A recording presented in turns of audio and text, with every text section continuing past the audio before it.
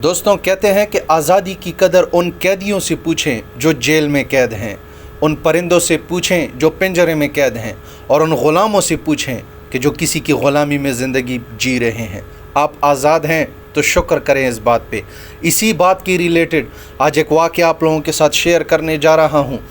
عراق کے ایک شہر بصرہ میں ایک بزرگ رہا کرتے تھے دوستوں، ان کا نام تھا منصور عمار، اور ان سے اچھا ایڈوائز، ان سے اچھی دعا اور ان سے اچھا مشورہ اس زمانے میں کوئی نہیں دیتا تھا۔ اسی علاقے میں ایک امیر نوجوان رہتا تھا۔ اس امیر نوجوان کے پاس ایک غلام تھا، جوان غلام تھا۔ تو دوستو ایک دن اس امیر لڑکے نے اپنے گھر میں ایک میوزیکل پارٹی رکھ دی، ایک میوزک کا پروگرام رکھا جس میں اس نے اپنے سارے دوستوں کو بلایا۔ تو اس نے اپنے غلام کو بلایا اور کہا کہ آ جاؤ، یہ 4 درہم لے لو اور جاؤ اور بازار سے مٹھائی لے کے آؤ۔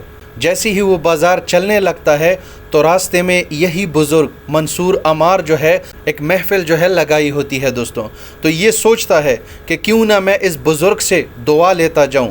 وہ جا کے بیٹھ جاتا ہے اس بزرگ کی محفل میں اور کہتا ہے خود سے کہ میں مٹھائی بعد میں لے آؤں گا، لیکن پہلے میں نے اس بزرگ کے محفل میں بیٹھ کے اس کی واز سننی ہے۔ وہ چلا جاتا ہے، بیٹھ جاتا ہے۔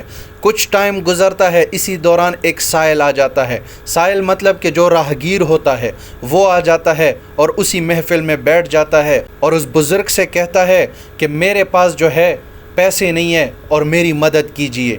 اور اسی وقت یہ بزرگ جو ہے ساری محفل میں بولتے ہیں کہ جس شخص نے اس کو 4 درہم دیے تو میں اس کے لیے 4 دعائیں کروں گا۔ اب دوستوں وہ کون سی 4 دعائیں ہوتی ہیں یہ آپ لوگوں سے آگے میں شیئر کروں گا، لیکن چینل پر نئے ہیں تو یار چینل لازمی سبسکرائب کرے دوستوں۔ تو دوستوں اسی دوران یہ لڑکا جیب سے 4 درہم نکال کے بزرگ کو کہتا ہے کہ میرے پاس 4 درہم ہے، لیکن میں یہ 4 درہم تب دوں گا کہ آپ میرے لیے جو ہے دعا کریں گے۔ وہ کہتے ہیں بالکل میں تمہارے لیے 4 دعائیں کروں گا۔ وہ لڑکا 4 درہم جو ہے اس سائل کو دے دیتا ہے اور پھر جو ہے بزرگ کے پاس چلا جاتا ہے۔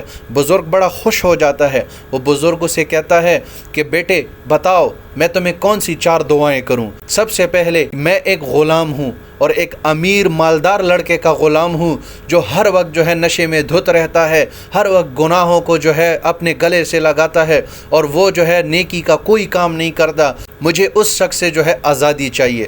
پھر دوسری دعا کے بارے میں کہتا ہے کہ دوسری دعا یہ ہے کہ جو میرا مالک ہے اسے اللہ تعالیٰ نیکی کی توفیق دے اور وہ جو ہے نیک کام کی طرف راغب ہو جائے۔ تیسری دعا یہ ہے کہ جو 4 درہم میں نے دیے ہیں اس 4 درہم کے بدلے مجھے صرف 4 درہم اور چاہیے، مطلب کل 8 درہم چاہیے۔ اور چوتھی دعا یہ ہے کہ اس ساری محفل میں جو لوگ بیٹھے ہیں مجھ پہ اور میرے مالک پہ اللہ تعالیٰ جو ہے خصوصی کرم کرے۔ وہ بزرگ بڑا خوش ہو جاتا ہے، اسے کہتا ہے کہ تم بڑے نیک دل انسان ہو، چلو میں نے تمہارے لیے یہ 4 دعائیں کی ہے۔